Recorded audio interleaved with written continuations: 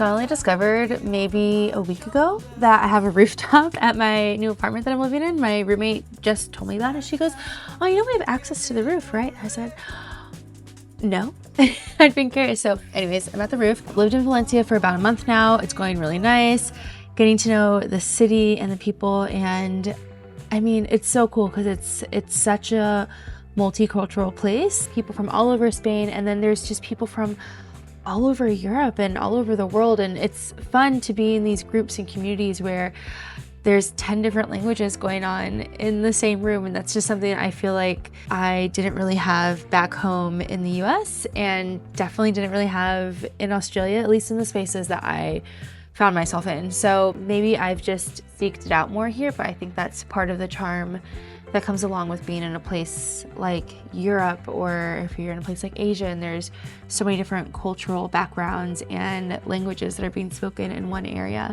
So far I have done my empadronamiento and I think I just got lucky with that process. I met someone at the gym who told me a place to go where it was pretty easy and I didn't have to wait that long, and I did that whole process. And after you get your empadronamiento, then you can get your TIA appointment. Don't ask me what TIA stands for. It's TIE. And I went to Sagunto to get it, and everybody at the police station that did your fingerprints was just so nice and so helpful. And I'm just lucky that one, I worked with an agency to help me do the paperwork in the first place for my visa. They're called Lexity, and I'll link their info below if you have any questions because they are super helpful. Yeah, so I got lucky with getting my TIA appointment because my friend had been applying since May to get her appointment to go do the fingerprint testing to get your TIA card, and she only got her appointment at the end of October. I was maybe checking the website for a maximum of 2 weeks and I got an appointment. And I know people sometimes, like I've heard that people will pay someone to go look for the appointment for them, and I'm just glad that I didn't have to use that resource. Things I love about Valencia. It's very bike friendly. There are bike lanes everywhere. In the city itself, okay, it's the third largest city in Spain, so it's not going to be a huge place like Barcelona or Madrid, and it's just so bikeable because it's flat within the city, and I feel really safe biking. And then there's Valencia, and so with Valencia, you just pay 34 euro for the year. You guys, the entire year.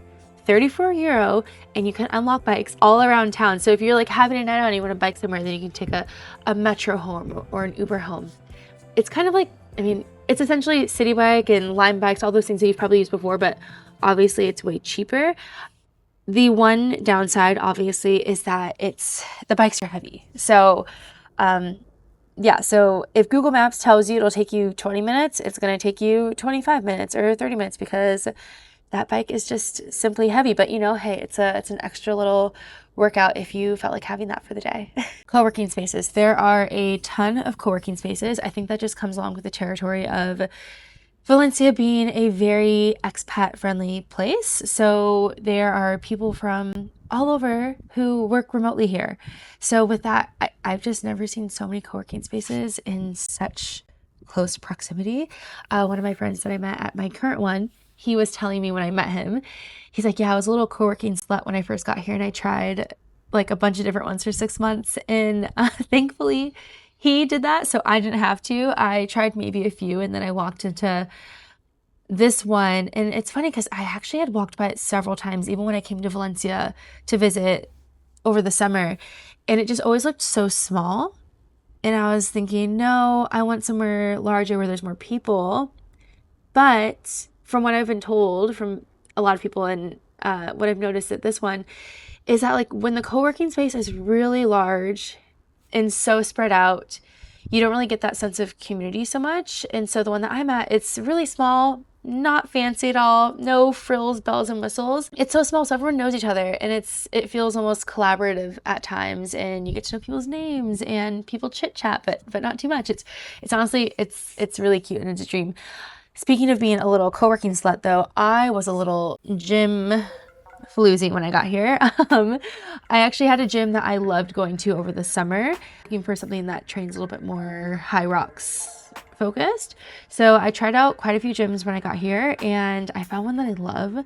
I am a gym class girly. I love going to the classes. And with that, yeah, the community here is so great. The girls are really lovely.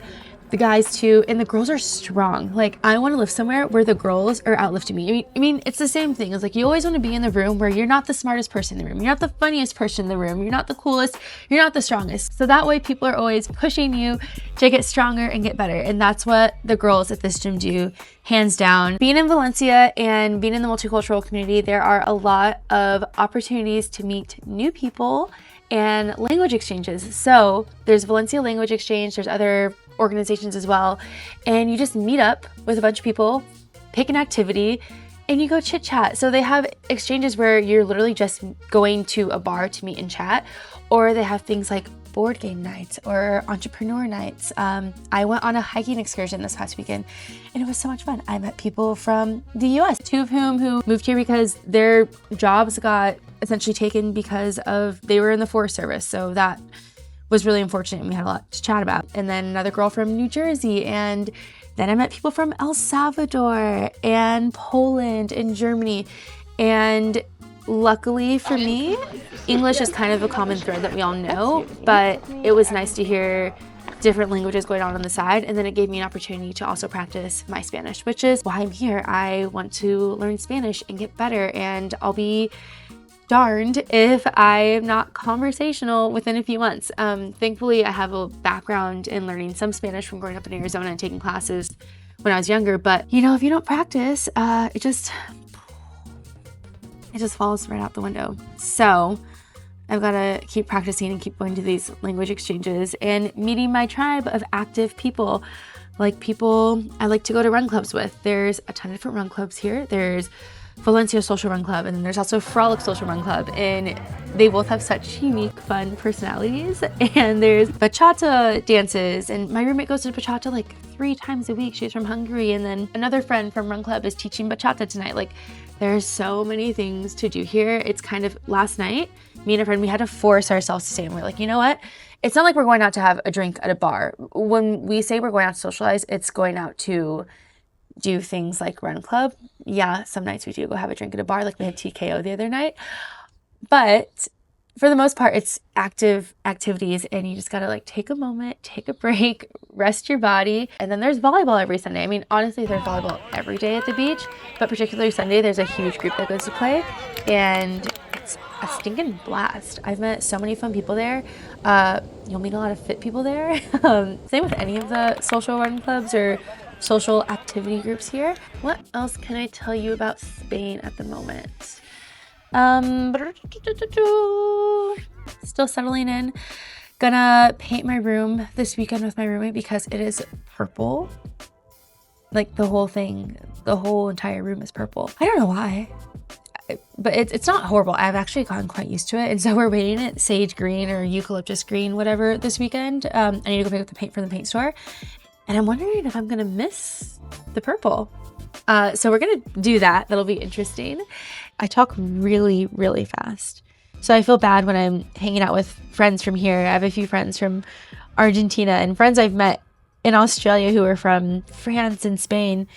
And they have to remind me, like, Heather, slow down. Even when I'm in the US, my mom will always tell me that I talk too fast. And a friend from France made it very clear and very simple for me, and honestly put me in my place. He reminded me, Heather, people are being courteous by speaking English to you. So it's my job to be courteous and not speak 100 miles per hour. Because if someone was speaking at 100 miles per hour in Spanish to me, I don't understand a freaking word. I often ask people here to slow down, and they do. And that's another thing, is learning Spanish here. People have been so patient and kind and helpful. I try not to use Google Translate too much. If I have a question, typically I'll just ask, but in turn, I don't want to make everybody like my Spanish teacher. It's not their job. It's my job to be practicing and studying.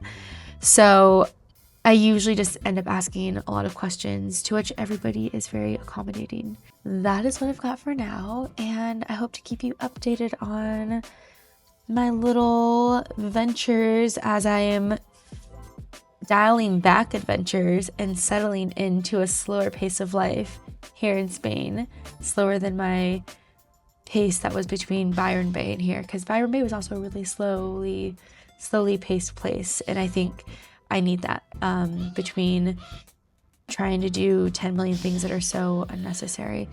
Thank you always for tuning in and hearing me blabber, and I hope you got a few helpful tidbits along the way. And if not, well, hopefully my voice didn't make you want to saw your ear off. Till next time, I will see you soon or on the trails.